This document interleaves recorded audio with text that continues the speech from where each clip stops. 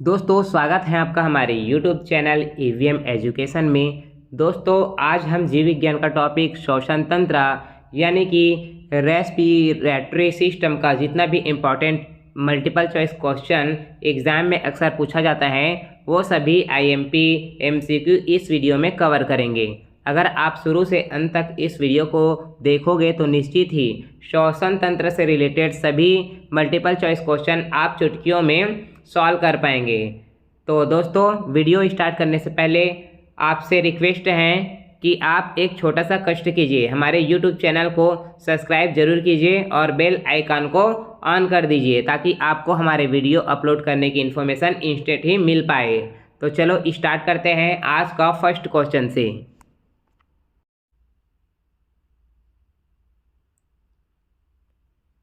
आज का first question है, बिच्छू में श्वसन अंग होता है। Option A book lungs, option B gills गलफड़े, option C trachea, option D फुसफुस।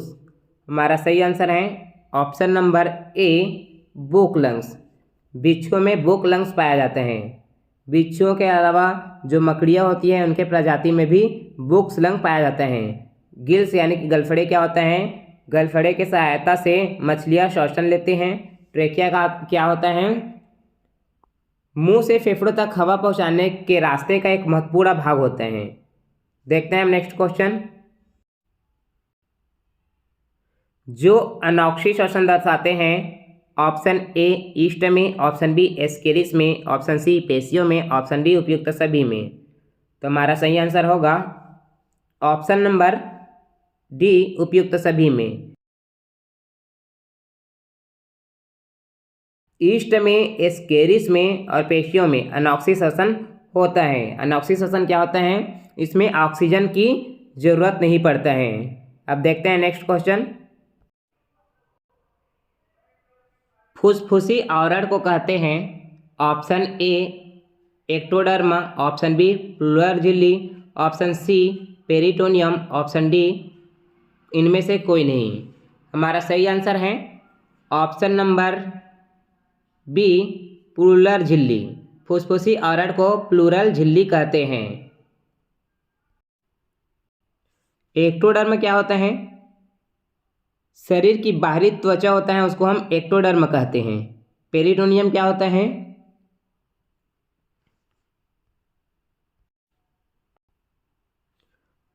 उदर का अंदर का जो अस्तर होता है उसको पेरिटोनियम कहते हैं। देखते हैं नेक्स्ट क्वेश्चन। मनुष्य के दाएं एवं बाएं फुसफुस में पिंडों की संख्या कितनी होती है। ऑप्शन ए 2 और 4, ऑप्शन बी 3 और 2, ऑप्शन सी 4 और 2, ऑप्शन डी 6 और 2। हमारा सही आंसर होगा ऑप्शन नंबर बी 3 और 2। मनुष्य के दाएं फुसफुस में पिंडों की संख्या 3 होती है एवं बाएं फुसफुस में पिंडों की संख्या 2 होती है।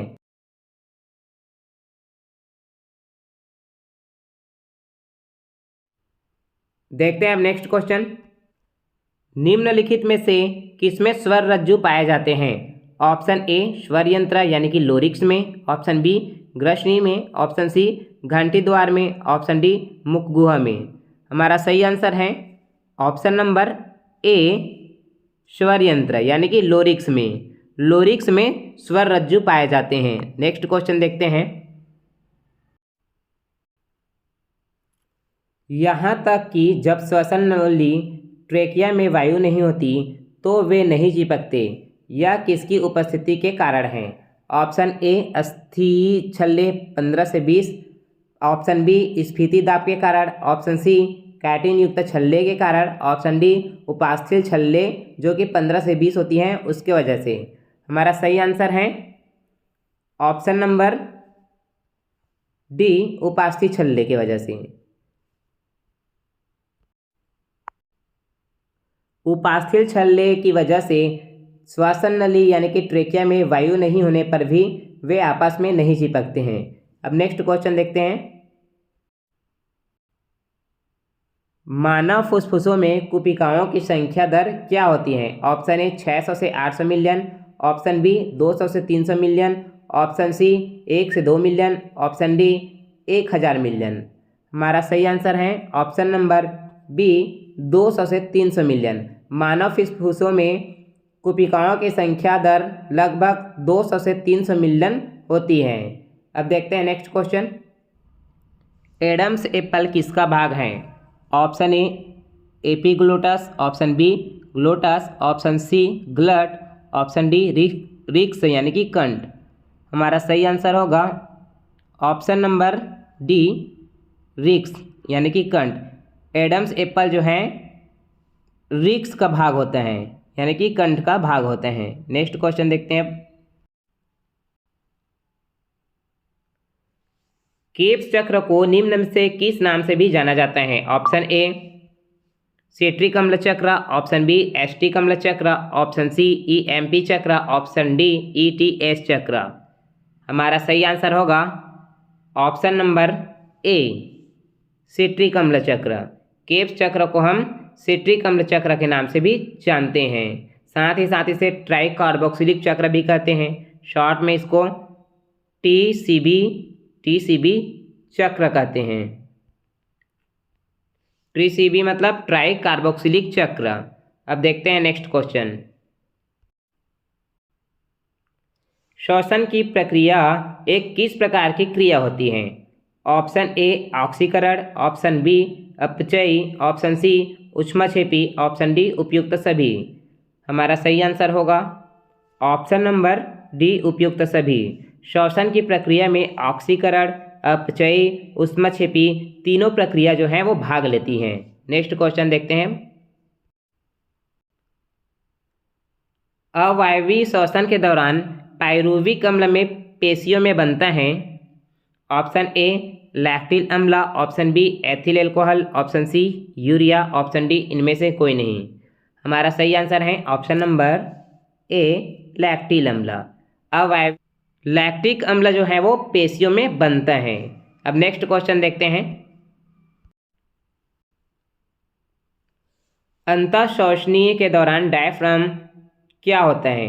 ऑप्शन ए शिथिल होकर घुमंदाकार हो जाता है, ऑप्शन बी संकुचित होकर चपटा हो जाता है, ऑप्शन सी कोई परिवर्तन नहीं होता, ऑप्शन डी डायफ्राम को फैलाता है। हमारा सही आंसर होगा ऑप्शन नंबर बी संकुचित होकर चपटा हो जाते हैं। अंतःश्वसनीय के दौरान डायफ्राम जो है वो संकुचित होकर चपटा हो जाते हैं। नेक्स्ट क्वेश्चन देखते हैं अब। दैनिक श्वसनीय क्रियाएं नियंत्रित होती हैं। ऑप्शन ए सेरिब्रम द्वारा, ऑप्शन बी सेरिब्रम द्वारा, ऑप्शन सी मेडुला ओब्लिगेटा द्वारा, ऑप्शन डी हाइपोथैलेमस द्वारा। हमारा सही आंसर होगा ऑप्शन नंबर सी मेडुला ओब्लिगेटा के द्वारा। मस्तिष्क में श्वसन तंत्र का नियंत्रण मेडुला ओब्लिगेटा के द्वारा किया जाता है। देखते हैं अब नेक्स्ट क्वेश्चन। मानव की आहार नल के रंध्रकुर एवं फुफ्फुसों की कुपिकाओं के मध्य एक संयुक्त लक्षण है, वह यह है कि दोनों ऑप्शन ए अत्यधिक सतह क्षेत्रफल बढ़ाती हैं, ऑप्शन बी पक्षमयी की उपकला पाई जाती है, ऑप्शन सी गैसीय विसरण के लिए अनुकूलित हैं, ऑप्शन डी इनमें से कोई नहीं। हमारा सही आंसर होगा ऑप्शन नंबर ए अत्यधिक सतही क्षेत्रफल बढ़ाती हैं। नेक्स्ट क्वेश्चन देखते हैं। फुफ्फुसों में गैसीय विनिमय स्थल है। ऑप्शन ए कुपिका, ऑप्शन बी श्वसनी, ऑप्शन सी श्वसनिकाएँ, ऑप्शन डी श्वास नली। हमारा सही आंसर होगा ऑप्शन नंबर ए कुपिका। फुफ्फुसों में गैसीय विनिमय स्थल को कुपिका कहा जाता है। अब नेक्स्ट क्वेश्चन देखते हैं। यदि रक्त में कार्बन डाइऑक्साइड की सांद्रता बढ़ जाए तो श्वसन दर क्या होगी? ऑप्शन ए बढ़ेगी, ऑप्शन बी घटेगी, ऑप्शन सी रुक जाएगी, ऑप्शन डी कोई प्रभाव नहीं पड़ेगा। हमारा सही आंसर होगा ऑप्शन नंबर ए बढ़ेगी। यदि रक्त में हम कार्बन डाइऑक्साइड की सांद्रता बढ़ा दें तो हमारी श्वसन दर क्या होता है? बढ़ जाता है। अब देखते हैं नेक्स्ट क्वेश्चन। एक वयस्क मानव में श्वसन की दर होती है। ऑप्शन ए 15 से 18 मिनट, ऑप्शन बी 40 से 45 मिनट, ऑप्शन सी 20 से 25 मिनट, ऑप्शन डी 8 से 10 मिनट। हमारा सही आंसर होगा ऑप्शन नंबर ए 15 से 18 बार पर मिनट। एक वयस्क मानव में श्वसन की दर 15 से 18 बार पर मिनट होती है। अब नेक्स्ट क्वेश्चन देखते हैं। फुसफुस यानी कि लंग्स का आवरण है। Option A pericardium, option B peritoneum, option C pleural झिल्ली, ऑप्शन डी इनमें से कोई नहीं। हमारा सही आंसर होगा ऑप्शन नंबर सी प्लूरल झिल्ली। फुसफुस यानी कि लंग अंग का जो आवरण होता है वह प्लूरल झिल्ली होता है। देखते हैं हम नेक्स्ट क्वेश्चन। निम्न में कार्बन डाइऑक्साइड का परिवहन रक्त में किस रूप में होता है? Option A sodium carbonate, option B sodium bicarbonate, option C potassium carbonate, option D magnesium bicarbonate. हमारा सही आंसर होगा option number B sodium bicarbonate. Carbon dioxide का परिवहन रक्त में सोडियम बाइकार्बोनेट के रूप में होता है। नेक्स्ट क्वेश्चन देखते हैं। व्हेल मछली में श्वसन अंग होता है। ऑप्शन ए गिल्स द्वारा, ऑप्शन बी त्वचा द्वारा, ऑप्शन सी फेफड़ों द्वारा, ऑप्शन डी मुख गुहा द्वारा। हमारा सही आंसर होगा ऑप्शन नंबर सी फेफड़ों द्वारा। व्हेल मछलियाँ स्तनधारी होते हैं। हम इंसानों की तरह ही ये भी फेफड़ों से श्वास लेती हैं। नेक्स्ट क्वेश्चन देखते हैं। अनॉक्सिक श्वसन के दौरान एक ग्लूकोज के अणु द्वारा कितने एटीपी यानी कि एडिनोसाइन ट्राइफॉस्फेट का निर्माण होता है? Option A 2 ATP, option B 36 ATP, option C 38 ATP, option D 24 ATP. हमारा सही आंसर है option number A 2 ATP. Anoxic श्वसन के दौरान एक ग्लूकोज के अणु द्वारा कुल 2 एटीपी का निर्माण होता है। अब नेक्स्ट क्वेश्चन देखते हैं। उच्छ्वास में वायु में ऑक्सीजन की मात्रा है। Option A 16%, option B 18%, option C 4%, option D 21%। हमारा सही आंसर है ऑप्शन नंबर ए 16%। उच्छ्वास की वायु में ऑक्सीजन की मात्रा 16% होती है। अब देखते हैं नेक्स्ट क्वेश्चन। कोशिका द्रव्य में ऑक्सीजन की अनुपस्थिति में एक ग्लूकोज के अणु के टूटने पर 2 पायरुविक अम्ल का निर्माण होता है। इस प्रक्रिया को क्या कहते हैं? ऑप्शन ए केप्स चक्र, ऑप्शन बी ग्लाइकोलाइसिस चक्र, ऑप्शन सी ऑर्निथिन चक्र, ऑप्शन डी इनमें से कोई नहीं। हमारा सही आंसर होगा ऑप्शन नंबर बी ग्लाइकोलाइसिस चक्र। कोशिका द्रव्य में ऑक्सीजन की अनुपस्थिति में एक ग्लूकोज के अणु के टूटने पर 2 पायरुविक अम्ल का निर्माण होता है, जिसे हम ग्लाइकोलाइसिस चक्र कहते हैं। अब नेक्स्ट क्वेश्चन देखते हैं। कोशिकाओं में ग्लूकोज के एक अणु के पूर्ण ऑक्सीकरण द्वारा शुद्ध रूप से कितने एटीपी अणुओं का निर्माण होता है? Option A 36, option B 38, option C 2, option D 8। हमारा सही आंसर होगा ऑप्शन नंबर ए 36।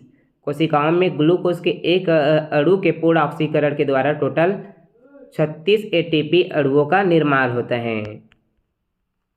देखते हैं अब नेक्स्ट क्वेश्चन। पायरुविक अम्ल का लैक्टिल अम्ल में रूपांतरण होता है। ऑप्शन ए ईस्ट में, ऑप्शन बी पेशियों में, ऑप्शन सी यकृत में, ऑप्शन डी मस्तिष्क में। हमारा सही आंसर होगा ऑप्शन नंबर बी पेशियों में। पायरुविक अम्ल का लैक्टिल अम्ल में रूपांतरण जो है वो पेशियों में होता है। अब नेक्स्ट क्वेश्चन देखते हैं। मनुष्य में एक बार श्वास लेने की क्रिया में कितना समय लगता है? Option A 5 second, option B 2 second, option C 3 second, option D 8 second. सही आंसर होगा ऑप्शन नंबर ए 5 सेकेंड। मनुष्यों में एक बार श्वास लेने की क्रिया में 5 सेकेंड का समय लगता है। देखते हैं अब नेक्स्ट क्वेश्चन।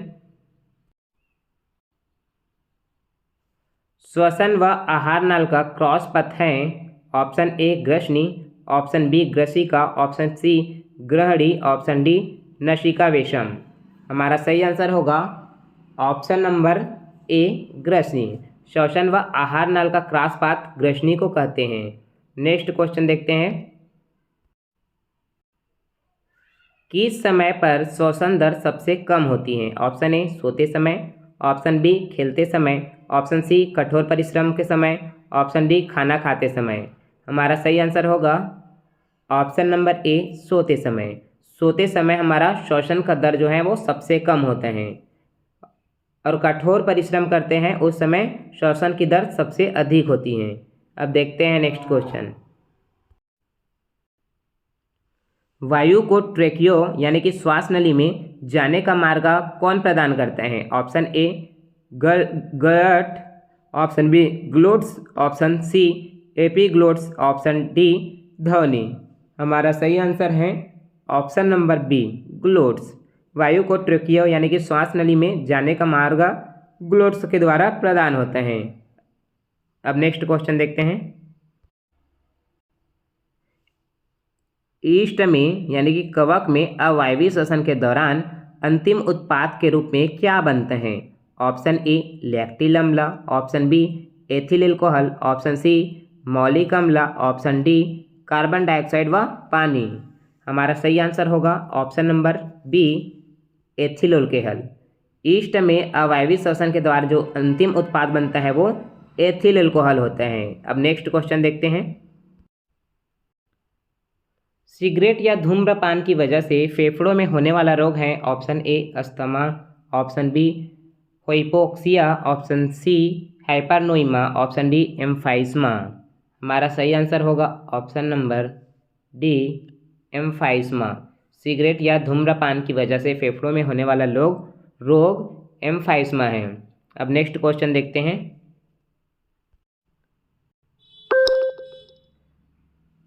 सामान्य ब्रीथिंग में अंदर ली गई तथा बाहर निकाली गई गैसों का आयतन होता है? Option A 500 ml, option B 5800 ml, option C 1200 ml, option D 4600 ml।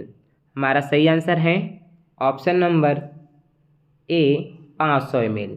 सामान्य ब्रीथिंग में अंदर और बाहर निकाली गए गैसों का आयतन 500 ml होते हैं। अब नेक्स्ट क्वेश्चन देखते हैं। श्वसन दर को किस यंत्र से मापा जाता है? Option A spirometer, option B stethoscope, option C sphygmomanometer, option D pyrometer. हमारा सही आंसर होगा ऑप्शन नंबर ए स्पायरोमीटर। श्वसन की दर को स्पायरोमीटर यंत्र से मापा जाते हैं। दोस्तों ये था हमारा श्वसन तंत्र से संबंधित कुछ महत्वपूर्ण प्रश्न। वीडियो अगर पसंद आया हो तो चैनल को सब्सक्राइब जरूर कीजिए और साथ में ये भी कमेंट कीजिए कि आज के प्रश्न में कुल कितने प्रश्नों का सही उत्तर आपके द्वारा दिए गए हैं। मिलते हैं अब नेक्स्ट वीडियो में। धन्यवाद।